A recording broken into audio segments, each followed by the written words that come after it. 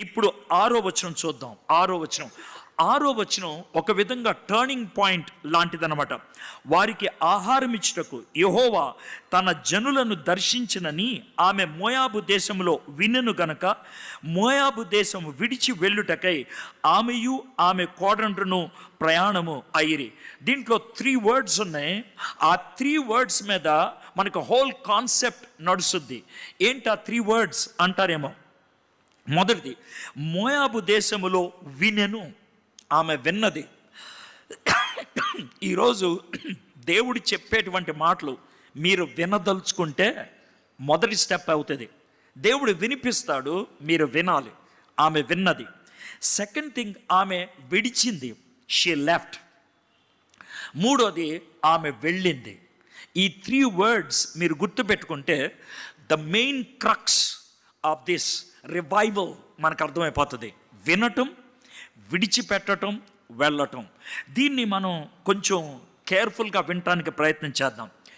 Bible చాలా wonderful book. Bible ఏమని చెప్తుందంటే, సమాధుల దొడ్డి దగ్గర మేబీ నయోమి ఏడుస్తుందేమో, వాళ్ళిద్దరు కోడలు కూడా ఏడుస్తూ ఉన్నారేమో, ఆ సమాధుల దొడ్లోంచి బయటకు వచ్చారేమో, గేట్ ఉంటుంది, ఆ గేట్ బయటకు వచ్చి కళ్ళు తుడుచుకుంటున్నారేమో, ఆ రోడ్డు మీద ఒక అమ్మాయి వెళ్తూ ఉంది అనుకుందాం. ఆమెను చూసి, నువ్వు నయోమి కదూ? అవును, నేను నయోమిని అని ముఖం కప్పేసుకుందేమో. నయోమి, నువ్వు ఎప్పుడు మ్యాచింగ్ డ్రెస్ వాడేదానివి, ఇప్పుడు నీ మ్యాచింగ్ లేదు ఎందుకని? ఎప్పుడు డిజైనర్ బ్లౌజ్ ఉండేది, ఇప్పుడు డిజైనర్ బ్లౌజ్ లేదేంటి? ఎప్పుడు కూడా హీల్ షూస్ వేసుకునే దానివి, ఇప్పుడు షూస్ లేవేంటి? నయోమి, నువ్వు ఎప్పుడు కూడా మ్యాచింగ్ వ్యానిటీ బ్యాగ్ ఉండేది, ఇప్పుడు వ్యానిటీ బ్యాగ్లు ఏంటి అంటే తలంచుకొని అయ్యేం మాట్లాడుతున్నావు, ఇప్పుడు అయ్యేం మాట్లాడదు. నయోమి ఏమైంది నయోమి? మీ హస్బెండ్తో కలిసి వచ్చేసావు కదా ఇక్కడ బిజినెస్ చేయాలని, సడన్గా కలిసావు నువ్వు, వెరీ గుడ్, ఏమైంది నీ బిజినెస్ అంటే అటు తిరిగి ఏడుస్తూ ఉంటుంది. ఎందుకు ఏడుస్తున్నావు? అదిగో మా హస్బెండ్. ఏంటి, చచ్చిపోయాడా? అయ్యో, మరి ఆ 2 సమాధులు ఏంటి? గట్టిగా ఏడుస్తూ ఉన్నది. Naomi, please tell me what happened. నా కొడుకులు ఇద్దరు కూడా చచ్చిపోయారు. మరి వీళ్ళిద్దరు ఎవరు? వీళ్ళిద్దరు నా కోడళ్ళు. Can you imagine the whole scene? ఏడుస్తూ ఉంటే, సర్లే నా బతికి ఎలాగో ఉందిలే, మరి మన పరిస్థితి ఏముంది? అవును, అప్పుడు నువ్వు వెళ్ళిపోయినప్పుడు కరువు ఉంది కదా, దేవుడు మనల్ని దర్శించాడు. అవునా, దేవుడు మనల్ని దర్శించాడు. What she heard? ఆమె విన్నదేంటి? వారికి ఆహారం ఇచ్చుటకు యెహోవా తన జనులను దర్శించినని ఆమె మోయాబు దేశములో వినెను. Visitation, initiation. దేవుడు ఆయన చొరవ తీసుకున్నాడు. God is making the first move when you went away. నువ్వు బయటికి వెళ్ళిపోయిన తర్వాత, నువ్వు దూరం వెళ్ళిపోయిన తర్వాత దేవుడే చొరవ తీసుకొని, దేవుడే తొలిమెట్టి, దేవుడే తొలి మూవ్ చేయడానికి ఇష్టపడుతున్నాడు. He is doing that. ఆయన బెత్లెహేమును దర్శించి అక్కడితో ఆగిపోలా. నేను బెత్లెహేమును దర్శించానని ఆ మెసేజ్ నయోమికి అందేటట్లు చేశాడు. దేవుడు నిన్ను రెస్టోర్ చేయడానికి ఇష్టపడుతున్నాడు అన్న మెసేజ్ ఈరోజు దేవుడు నీకు ఇవ్వడానికి ఇష్టపడుతున్నాడు. ఆ రోజుకి నయోమికి ఎవరికి ఇచ్చారో నాకు తెలియదు, but today God is trying to use me to give that message to you. దేవుడు నీతో ఏమన్నాడు తెలుసా? యూ వెంట్ అవే ఫ్రమ్ మీ. నువ్వు నా నుంచి దూరం వెళ్ళిపోయావు. You went away from this reality. ఈ వాస్తవాన్ని నుంచి దూరం వెళ్ళిపోయావు. వర్చువల్ వరల్డ్లోకి వెళ్ళావు. ఊహాజనమైనటువంటి జీవితంలోకి వెళ్ళిపోయావు. You lost everything. నువ్వు సమస్తాన్ని కోల్పోయావు. నేల మట్టానికి వచ్చేసావు. I want to tell you one thing. I want to restore you. నేను వెనక్కి తీసుకొస్తాను. I want to ask you a question. Maybe మీరు అందరూ జవాబు చెప్పలేరు, కానీ ఒక్కసారి ఆలోచించండి. నేను జవాబు చెప్పినప్పుడు where you have gone wrong అనేది మీకు అర్థమవుతుంది. ప్రాడిగల్ సన్ యొక్క డాడీ ఉన్నాడు కదా, ప్రాడిగల్ సన్ యొక్క డాడీ, ప్రాడిగల్ సన్ వెనక్కి వస్తూ ఉంటే ఆయన ఎదురు చూశాడు. రాంగానే పరిగెత్తుకుంటూ వెళ్ళాడు, మీద పడ్డాడు, ముద్దు పెట్టాడు, ఆయనకి చుట్టూ షాల్వా కప్పాడు, ఆయన చేతికి ఉంగరం తగిలిచ్చాడు, కాళ్ళకి చెప్పులు ఇచ్చాడు, అందరినీ కూడా బిర్యానీ రెడీ చేయమని చెప్పాడు, ఇంట్లోకి ఆహ్వానించాడు, ముద్దు పెట్టుకున్నాడు. ఫైన్. అయితే నేను అడిగేటువంటి ఒక క్వశ్చన్ ఇదే. డాడీ, జాగ్రత్త వినండి, డాడీ ప్రాడిగల్ సన్ని ఎప్పుడు క్షమించాడు? డాడీ ప్రాడిగల్ సన్ని ఎప్పుడు క్షమించాడు? మీలో చాలామంది చాలా రకాలైనటువంటి ఆలోచనలు కలిగి ఉంటారు. వన్ పాసిబుల్ ఆన్సర్ వెనక్కి వచ్చినప్పుడు, వన్ పాసిబుల్ ఆన్సర్ కొడుకుని చూసినప్పుడు, వన్ పాసిబుల్ ఆన్సర్ ఆయన మీద పడి ముద్దు పెట్టుకున్నప్పుడు. All these are wrong answers. మరి రైట్ ఆన్సర్ ఏంటి? కొడుకు ఇంట్లోంచి బయటికి వెళ్తున్నప్పుడే కొడుకుని క్షమించేశాడు. కొడుకు ఇంట్లోంచి బయట అడుగు పెట్టినప్పుడే క్షమించేశాడు. ఆయన అప్పటి నుంచి వేచి ఉన్నాడు ఎప్పుడు వస్తాడని. నువ్వు తప్పు చేసినప్పుడే దేవుడు నిన్ను క్షమించాడు. నువ్వు దేవుడి దగ్గర నుంచి వాకౌట్ చేసినప్పుడే దేవుడు నిన్ను క్షమించాడు. నువ్వు పరిశుద్ధాత్మని దుఃఖపెట్టి పాపం చేసినప్పుడే ఆయన నిన్ను క్షమించేశాడు. ఆయన ముఖం మీద ఉమ్మేసి వెళ్ళిపోయావే, అప్పుడే ఆయన నిన్ను క్షమించాడు. He's only waiting for you to come back. నువ్వు తిరిగి రావాలని ఆయన ఎదురు చూస్తున్నాడు. ఆయన ఇచ్చేటువంటి క్షమాపణ నువ్వు ఎప్పుడు పొందుకుంటావో తెలుసా? ఆయన ఇనిషియేషన్కి, ఆయన ఇన్విటేషన్కి నువ్వు ఇన్వాల్వ్ అయితే. ఆయన ఇన్విటేషన్ ఇస్తాడు, రా అని. ఆయన ఇన్విటేషన్ ఇస్తాడు, నేను మొదలు పెట్టానని. నువ్వు దానికి స్పందిస్తే కనుక బాగుంటుంది. దేవుడు ఇనిషియేట్ చేసి ఆరంభించి ఇన్ఫర్మేషన్ ఇచ్చాడు. ఆ సమాచారం నయోమికి అందేటట్లు చేశాడు. బైబిల్లో చాలా సందర్భాల్లో ఇది జరిగింది. దేవుడు ఇన్ఫార్మ్ చేయటం, దేవుడు వాళ్ళకి ఆ వర్తమానం అందేటట్లు చేయటం. నీ కోసం ఎదురు చూస్తున్నాను అని నీ అంతటి నువ్వు విననప్పుడు ఎవరి ద్వారా చెప్పటం అనేది జరుగుద్ది. ఏలి తన కొడుకుల్ని సరిచేసుకోలేక ఇష్టం వచ్చినట్లు జీవిస్తున్నప్పుడు దేవుడు ఏలీతో చెప్పడానికి ఎవరిని వాడాడు తెలుసా? బచ్చాగాడైనటువంటి శామ్యుయల్ని వాడాడు. మేబీ నేను మీ దృష్టిలో ఒక బచ్చాగాడిని, మేబీ మీ దృష్టిలో నేను ఒక చేతగాని వాడిని, మేబీ మీ దృష్టిలో మీకు ఒక యూజ్లెస్ పర్సన్ని. గాడ్ కెన్ యూజ్ మీ. దేవుడు నన్ను వాడటానికి అవకాశం ఉంది.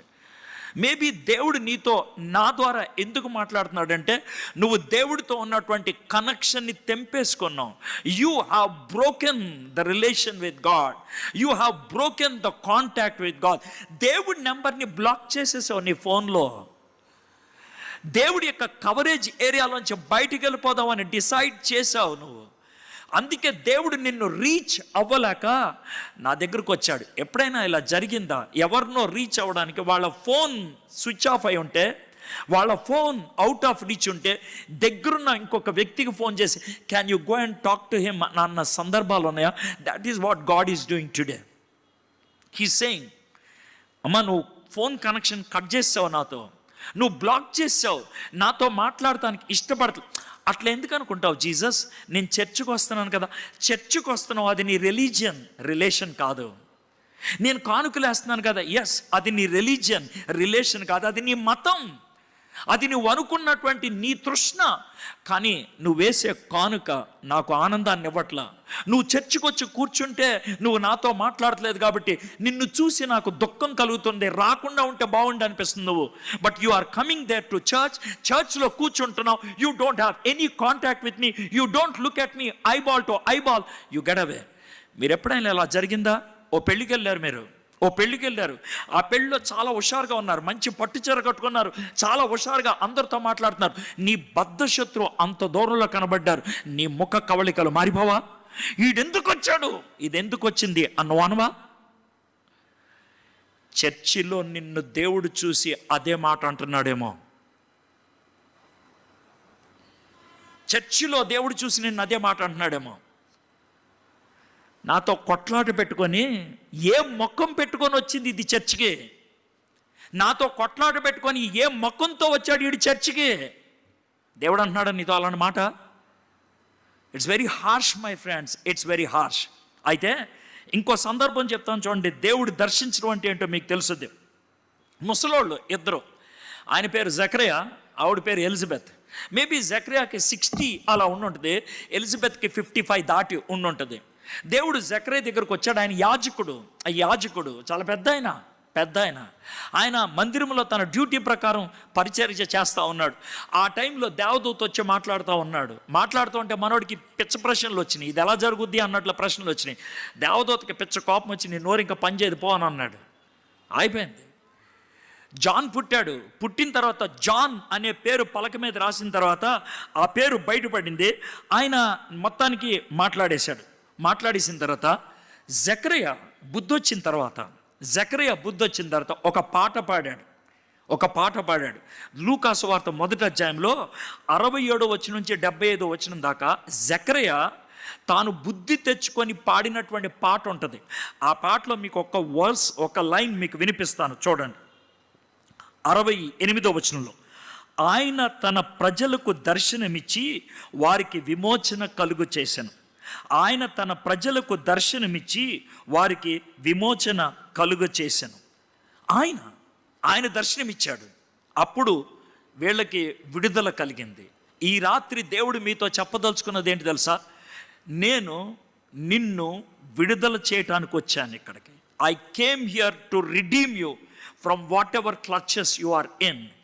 I came here to redeem you from your backslidenness. నువ్వు పడిపోయినటువంటి స్థితిలోంచి బయటికి తీసుకురావడానికి నేను వచ్చాను. That's what God wants to say very clearly ఈ రాత్రి. సో ఆమె వింటే నయోమి ప్రాబబ్లీ వినంగానే జ్ఞాపకం చేసుకొని ఉంటుంది. ఏం జ్ఞాపకం చేసుకొని ఉంటుంది? ఆమె చెప్పిన ఉంటుంది, నయోమి మన బెత్లెహేంలో, ఆ మాట వినంగానే బెత్లెహేము అనగానే 10 ఏళ్ల క్రితం వాళ్ళు బెత్లెహేంలో జీవించిన ఇల్లు, బెత్లెహేంలో తిరిగినటువంటి వీధులు అవన్నీ గుర్తొచ్చేసినట్టు. She remembered her past. తన గతాన్ని జ్ఞాపకం చేసుకోవటం మొదలుపెట్టున్నది. That was my life. జ్ఞాపకం చేసుకొని ఉంటాయి. షీ రిమెంబర్డ్, జ్ఞాపకం చేసుకుంది. విన్నది, తన రూట్స్ని జ్ఞాపకం చేసుకుంది. నయోమిను ఎలిమెలకు వాళ్ళకు పేరు ఉంది. ఏమని తెలిస్తే ఎఫ్రాతీలు అని. ఎఫ్రాతీలు అని అంటే ఎలా ఉంటుంది తెలుసా? ఒకవేళ మీరు హైదరాబాద్లో జీవించేవాళ్ళు కదా, ఊరికి వెళ్ళారనుకుందాం, డిస్టిక్లో ఊరికి వెళ్ళారనుకుందాం. అయితే మిమ్మల్ని ఎవరైనా ఎక్కడుంటున్నావనంటే మీరు చెప్పే ఆన్సర్ హైదరాబాద్లో. ఎందుకు సార్ నవ్వుతున్నారు? అర్థమైంది కదా, హైదరాబాద్లో. ఆ మాటలోనే కొంచెం వెయిట్ ఉంటుంది. అర్థమైందా? పొరపాటున మీకు అద్దిల్లు బంజారా హిల్స్లో ఉందనుకోండి, సొంత ఇల్లు కూడా కాదు, అద్దిల్లు. అప్పుడు మీరు జవాబు బంజారా హిల్స్లో. ఒకవేళ సొంతిల్లే బంజారా హిల్స్లో ఉంటే ఇక నోటెంబడి జవాబు కూడా రాదు కదండి. ఎఫ్రాతీలు అంటే అర్థం ఏంటి తెలుసా? బంజారా హిల్స్లో సొంతిల్లు ఉన్న మనిషి అని అర్థం. బంజారా హిల్స్లో సొంతిల్లు ఉన్నది అనే అర్థం అనమాట. ఇప్పుడు యుఎస్లో కొన్ని ప్లేసెస్ ఉంటాయి, ప్రతి ఎక్స్పెన్సివ్ ప్లేసెస్, చాలా ఎక్స్పెన్సివ్. యుఎస్ మొత్తంలో మోస్ట్ ఎక్స్పెన్సివ్ ప్లేస్ని బెవర్లీ హిల్స్ అంటారు. Beverly hills. ఒక స్క్వేర్ యార్డ్లో ఒక ఇల్లు కట్టాలంటే అక్కడ $1 million అవుతుంది. అంటే 88 కోట్లు, 8 crores. ఒక్క యార్డ్ అంతే, ఒక గజం 8 crores. అక్కడ ఎవరికి ఇల్లు ఉన్నా కూడా మినిమం ఇల్లు ఖరీదు 100 millions ఉంటుంది. అంటే 80 కోట్లు మినిమం.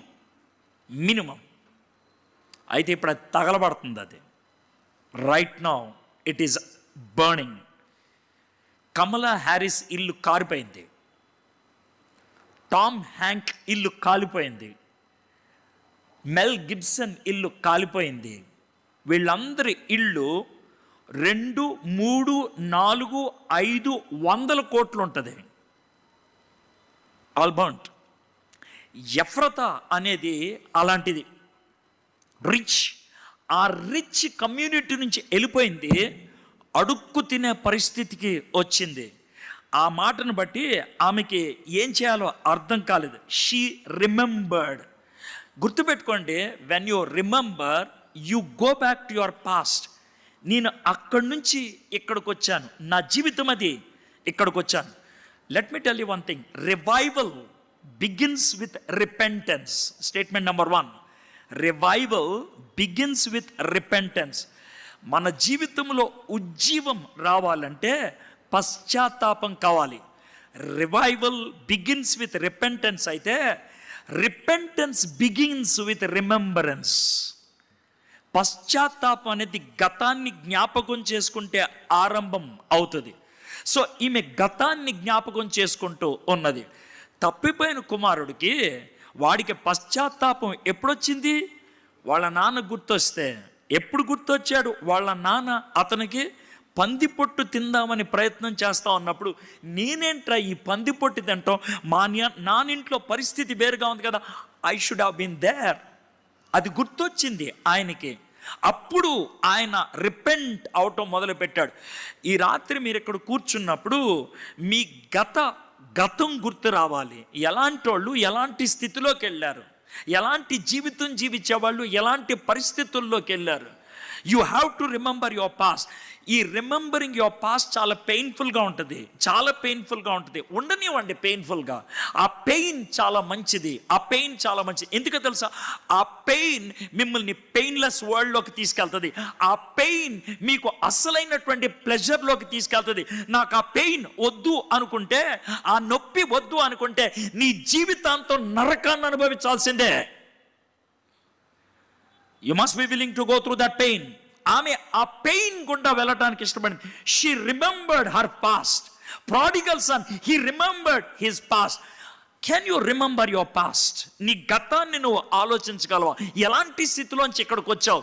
నీ నీ నీ పితరులు ఎలాంటి వాళ్ళు, మీ డాడీ మీ మమ్మీ ఎలాంటి వాళ్ళు, మీ తాతయ్య మీ అమ్మమ్మ ఎలాంటిది? Can you remember their dignified life, their worshipping life, their holy life, and what kind of life you are living? Can you remember? మీలో చాలామంది మీ గతం గురించి మాట్లాడుకుంటారు. మీలో చాలామంది, ఒకప్పుడు నేను ప్రార్థన చేస్తే ఇంతసేపు చేసేదాన్ని, నేను బైబిల్ చదివితే ఇంతసేపు ధ్యానం చేసేవాడిని, వాక్యం చెప్తూ ఉంటే నోట్స్ ఇన్ని పేజీలు రాసుకునే. That's your past. But today you're not there. ఈరోజు మీరు అక్కడ లేరు. You have to remember your past. My friends, ఇది ఒక ఇండివిజువల్ కాదు, ఫ్యామిలీ గుర్తుపెట్టుకోవాలి. ఇది ఫ్యామిలీయే కాదు, చర్చ్ కూడా గుర్తుపెట్టుకోవాలి. చర్చ్ 100 సంవత్సరాలు దాటిపోయింది. 113 సంవత్సరాల క్రితం కట్టినటువంటి ఈ చర్చ్, 113 సంవత్సరాల క్రితం ఆ పునాది రాయి వేసినటువంటి ఈ చర్చ్, గొప్ప గొప్ప ప్రసంగికులు ఇక్కడికి వచ్చి బోధించినటువంటి ఈ చర్చ్, ఈ రోజు 100 సంవత్సరాల క్రితం ఉన్నటువంటి ఆ ఖ్యాతి, 100 సంవత్సరాల క్రితం ఉన్నటువంటి ఆ పరువు, 100 సంవత్సరాల క్రితం ఉన్నటువంటి ఆ భక్తి, 100 సంవత్సరాల క్రితం ఉన్నటువంటి ఆ మహిమ, is it there? Is it there? Has it gone? ఏమండి, చర్చికి కూడా వెళ్ళిపోతుందా అని అంటే, I want to tell you about one church. ప్రకటన గ్రంథం book of Revelation chapter 2, book of Revelation chapter 2, అక్కడ దేవుడు జాన్ని పిలిచి, జాన్, నేను 7 లెటర్స్ డిక్టేట్ చేస్తాను, ఈ 7 లెటర్స్ కూడా నువ్వు 7 చర్చెస్కి రాయాలి అని అంటే, మనోడు కాగితాలు రెడీ చేసుకొని పెన్ను పట్టుకొని యేసు ప్రభు వారు చెప్తూ ఉంటే ఆ లెటర్లు రాయటం మొదలుపెట్టాడు. మొదటి లెటర్ ఎవరికి రాయమని అడిగాడు తెలుసా? తన చర్చికే. యోహాను ఏ చర్చిలో పాస్టర్గా ఉండి వచ్చాడో ఆ చర్చ్కి రాయమని చెప్పాడు. ఆ చర్చ్ మామూలు చర్చ్ అనుకుంటున్నారా? యేసు ప్రభు ప్రియ శిష్యుడు అయినటువంటి యోహాను నడిపిస్తున్నటువంటి చర్చ్, యేసు ప్రభు తల్లి అయినటువంటి మరియా ఒక ఎల్డర్గా ఉన్నటువంటి చర్చ్, అపోస్తలుడైన పౌలు స్థాపించినటువంటి చర్చ్, తిమోతి ఆ సంఘాన్ని నడిపించినటువంటి చర్చ్. మామూలు వాళ్ళు ఉన్నారండి అంటే అక్కడ పౌలు, తిమోతి, మరియమ్మ, యోహాను, అలాంటి పెద్ద వాళ్ళు ఉన్నటువంటి ఆ చర్చ్కి యేసు ప్రభు వారు లెటర్ రాయి అని అంటే, జాన్ బహుశా లెటర్ పెన్ను తీసుకొని ఆయన రాయటం మొదలు పెట్టినప్పుడు అనుకొని ఉంటాడు, దేవుడు జాన్ చాలా మంచి చర్చ్గా పాస్టర్గా ఉన్నావయ్యా అని అంటాడేమో అని అనుకున్నాడు. పచ్చి బూతుల దగ్గరతో మొదలు పెట్టాడు జీసస్ క్రైస్ట్. పచ్చి బూతులు. జాన్కి ఏం చేయాలో అర్థం కాలేదు. ఐఎమ్ జస్ట్ రీడింగ్ 1 verse, 2వ అధ్యాయం 5వ వచనం. నీవు ఏ స్థితిలో నుంచి పడితివో అది జ్ఞాపకము చేసుకొని. రిమెంబర్, నువ్వు ఎలాంటి స్థితిలో ఉన్నావు? పౌలు గారు బోధిస్తున్నప్పుడు ఎలాంటి స్థితిలో ఉన్నావు? తిమోతి వచ్చి పాస్టర్గా ఉన్నప్పుడు ఎలాంటి స్థితిలో ఉన్నావు? ఇప్పుడు ఏ స్థితిలోకి పడిపోయావు నువ్వు? John is the pastor, was the pastor there. అక్కడ పాస్టర్గా ఉండి ఇక్కడికి పడేశారు ఆయన్ని పట్మస్ ద్వీపంలో. అర్థమైందా? మేబీ ఒక ఇయర్ అయిందేమో అది జరిగి, ఆ 1 yearలో పడిపోయిందేమో. జాన్ ముసలోడు కదా, ఆయన ఎక్కడో మూలలో కూర్చొని ఉంటే పడిపోయారేమో, ఐ డోంట్ నో. దేవుడి మాట చెప్తున్నాడు, ఏ స్థితిలో నుంచి పడిపోయావో చూడని. ఎఫెసస్ చర్చ్ స్టార్ట్ చేసింది 53లో, ఇది రాస్తుంది 93లో. 40 years గ్యాప్లో ఏ చర్చ్ ఎక్కడి నుంచి ఎక్కడ పడిపోయిందో రాస్తున్నాడైనా. Can you understand? I'm giving you the exact dates. ఏ స్థితిలో నుంచి పడిపోతావో అది జ్ఞాపకం చేసుకో. Look at that word, remember. జ్ఞాపకం చేసుకో. మారు మనసు పొంది, రిపెంట్. మారు మనసు పొంది నీ మొదటి క్రియలను చేయము, repeat. Remember, return and repeat. ఒకప్పుడు చేసిన కార్యాలు మళ్ళీ చేయాలి నువ్వు. దానికి మధ్యలో నువ్వు చేయాల్సింది ఒకటి ఉంది, రిపెంట్. నువ్వు మారు మనసు పొందాలి. అట్లు చేసి నువ్వు మారు మనసు పొందితేనే సరే. చాలా క్లియర్ స్టేట్మెంట్ ఇస్తారు, లేని ఎడల నేను నీ యొద్దకు వచ్చి నీ దీపస్తంభమును దాని చోటి నుండి తీసివేతును. ఏమన్నాడు తెలుసా? నీకు పుట్టగతులు లేకుండా పీక్ అవతల పడేస్తానన్నాడు ఆయన. పుట్టగతులు లేకుండా పీస్ అవతల పడేస్తాను. Can you understand what God was saying there? ఆ చర్చ్ని స్టార్ట్ చేసింది పౌలా, ఆ చర్చ్ని నడిపించింది తిమోతినా, ఆ చర్చ్ని ఒక స్థాయికి తీసుకొచ్చింది యోహానా, ఆ చర్చ్లో ఎల్డర్గా ఉన్నది మేరీనా, ఆ చర్చ్కి జీసస్ క్రైస్ట్ వార్నింగ్ ఇచ్చి నువ్వు వెనక్కి రాకపోతే నిన్ను పీకేస్తాను అన్నట్టువా. అలాంటి చర్చ్కి అలాంటి వార్నింగ్ ఇస్తే నీ చర్చ్కి ఎలాంటి వార్నింగ్ ఇస్తాడు నువ్వు ఆలోచించుకో. దీన్ని నడిపిస్తున్నటువంటి పాస్టర్లు, దీన్ని నడిపిస్తున్నటువంటి బిషప్లు, దీన్ని నడిపిస్తున్నటువంటి డయాసిసన్ కౌన్సిల్ మెంబర్స్, దీన్ని నడిపిస్తున్నటువంటి ఎల్డర్స్, దీనికి ఉన్నటువంటి youth leader, I am challenging it from the word of God. దేవుని వాక్యాన్ని బట్టి చాలా స్పష్టంగా చెప్తున్నాను. What kind of life you are living? ఏ స్థితిలోంచి ఏ స్థితిలోకి పడిపోయావు? మేబీ నువ్వు పడిపోవటం బట్టి నీ సంఘం అంతా పడిపోయిందేమో. ఒక్క ఏలి పడిపోతే, ఒక్క ఏలి తన కొడుకుల్ని సరిచేయపోతే, ఒక్క ఏలి ఇష్టం వచ్చినట్లు జీవిస్తే ఆ దినములలో దర్శనము లేదు అని అంటున్నాడు దేవుడు. 1 Samuel chapter 3. God was not directing the church. God was not directing the whole chosen nation. మనం మన సంఘ పతనానికి కారణమయ్యావా? ఏ స్థితిలోంచి ఏ స్థితిలో పడిపోయావో అని అంటున్నాడు. మై ఫ్రెండ్స్, ఈరోజు మీరు టర్కీ దేశం వెళ్తే, ఇజ్మిర్ అనేటువంటి ఒక డిస్ట్రిక్ట్కి వెళ్తే, టర్కీలో ఈస్టర్న్ సైడ్, వెస్టర్న్ సైడ్ ఉంటుంది. మీరు ఇస్తాన్బుల్లో దిగుతారు. ఇస్తాన్బుల్ నుంచి వెస్ట్కి వెళ్తే కనుక టువర్డ్స్ ది ఎండ్ మీకు కనబడింది ఇజ్మిర్ అనేటువంటి డిస్ట్రిక్ట్. ఆ ఇజ్మిర్ అనే డిస్ట్రిక్ట్కి వెళ్ళి, సార్ ఇక్కడ ఎఫెసస్ పట్టణం ఎక్కడుంది అని అంటే, వాడు ఒక విలేజ్కి తీసుకెళ్తారు. ఒక విలేజ్, ఆ విలేజ్ పేరు సెల్కక్, SELCUK, సెల్కక్ అనే ఊరు తీసుకెళ్తారు. ఆ ఊరికి 2.3 kilometers దూరం వెళ్తే అక్కడ పాడుపడిపోయినటువంటి రాళ్ళు, పాడుపడిపోయినటువంటి శిథిల స్థితిలో ఉన్నటువంటి రాళ్ళు కనబడతాయి. ఇది సార్ ఎఫెసస్ పట్టణం. ఇది దేవుడు చెప్పాడు, నువ్వు గనక నీ జీవితాన్ని సరి చేసుకోకపోతే నీ స్తంభాన్ని పీకేస్తానని పీకేశాడు దేవుడు. When you don't repent, when you don't take the warning of God seriously, remember, God will throw you away. దేవుడు పీకి పడేస్తానంటున్నాడు. Before such a thing can happen to your family, before such a thing can happen to you, before such a thing can happen to your church, we need to revive, we need to repent, we need to remember. ఆ విధంగా చేయకపోతే కష్టం. అయితే మనుషులు ఎప్పుడు జ్ఞాపకం చేసుకుంటారు? ఒక ఆయనకి కొడుకుని చంపేదాకా దేవుడు గతంలో ఏం చేశాడు గుర్తు రాలేదు. అతని పేరుని తెలుసా? దావీదు. పేరు దావీదే. ఆయనకున్న టైటిల్ దేవుని యొక్క హృదయానుసారుడే. ఆయన పాటలు పాడటానికి ఆయన వాయిద్యాలు ఉపయోగిస్తే దెయ్యాలు పారిపోయాయి. కానీ అదే దావీదు వ్యభిచారము చేశాడు. వ్యభిచారం దాన్ని కవర్ చేయడానికి ఒక ఆయన్ని చంపేశాడు. ఎంత మూర్ఖమో అది ఆలోచించండి. when you got deviated from God, he went away so far to become a killer. అయితే దేవుడు తనలో రిపెంటెన్స్ కలిగించడానికి, తన గతాన్ని జ్ఞాపకం చేయడానికి ఒక చావు తీసుకురావాల్సి వచ్చింది. వాళ్ళ కొడుకుని చంపేశాడు. కొడుకుని చంపినప్పుడు కళ్ళు తెరుచుకున్నాడు దావీదు. నీకెవరన్నా చంపితే కానీ కళ్ళు తెరుచుకోవా నువ్వు? చెప్పు. లేకపోతే ఆల్రెడీ మీ ఇంట్లో ఎవడన్నా చచ్చాడా? I don't know. మేబీ నీకు రియలైజేషన్ కోసం మీ ఇంట్లోకి చావొచ్చిందేమో. Maybe I don't know. You need to think about it. ఇంకోటికి ఆడు కళ్ళు పీకేసి చేతిలో పప్పు పెట్టి కాళ్ళకి గొలుసులు కట్టి పప్పు రుబ్బరా అంటే కూడా అప్పుడు కూడా ఆడికి బుద్ధి రాలా. ఆడిని చంపటానికి తీసుకెళ్తా ఉంటే అప్పుడు గుర్తొచ్చింది అతనికి గతం. అతని పేరేంటి తెలుసా? శాంసన్.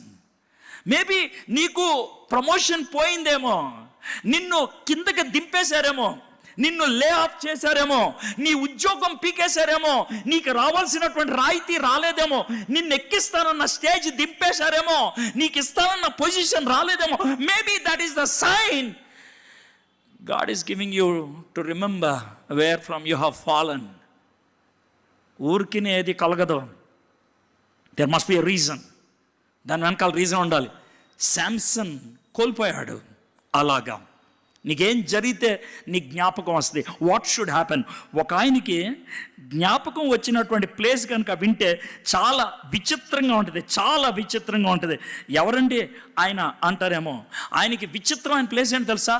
చేప కడుపులో ఉన్నప్పుడు గుర్తొచ్చింది ఆయనకి. చేప కడుపులో, గుర్తుపెట్టుకోండి, చేప కడుపులోకి వెళ్ళకముందు గుర్తు రాలి ఆయనకి. చేప కడుపులోకి వెళ్ళకముందు ఆయన ఎక్కడున్నాడు తెలుసా? పడవ మీద ఉన్నాడు.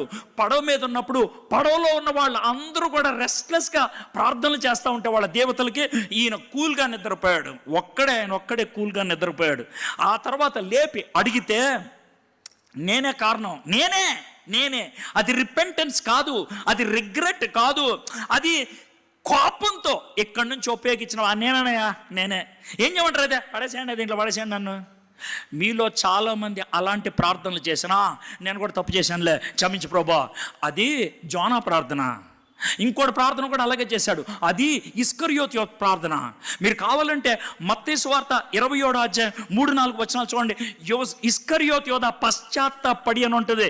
ఆయన రిపెంటెన్స్ దిల్సే రాలా, దమాక్సే ఆయా, తలకాయలోంచి ఇచ్చింది, అది గుండెల్లోంచి రాలేదు. అదే నేను కూడా చేశానులే తప్పు.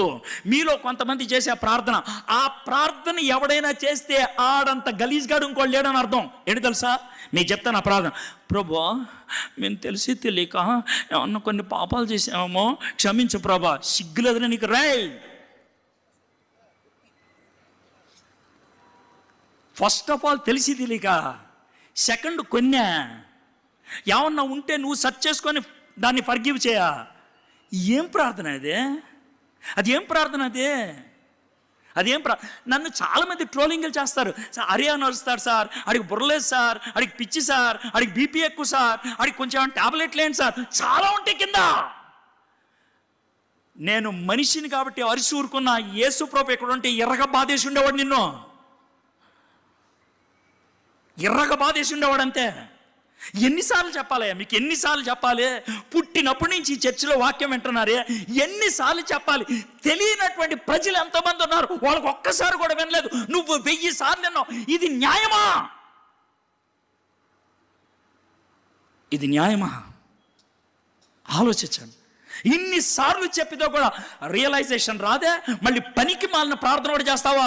నేనేమన్నా తప్పులు చేస్తుంటే తెలిసి తెలియక నువ్వు క్షమించు ప్రభా, ఎతికి నువ్వు కొంచెం రీసెర్చ్ చేసి నువ్వు ఫైండ్ అవుట్ చేసి నువ్వు క్షమించు ప్రభా, ఇదా దేవుడికో అసైన్మెంటా నువ్వు ఇచ్చేది?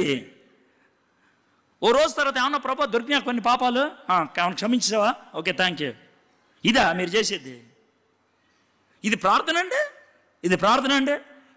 అయితే జోనాకి పడవ మీద నుంచి సముద్రంలో పడేసినప్పుడు అతను ఎక్స్పెక్ట్ చేసింది ఏంటి తెలుసా?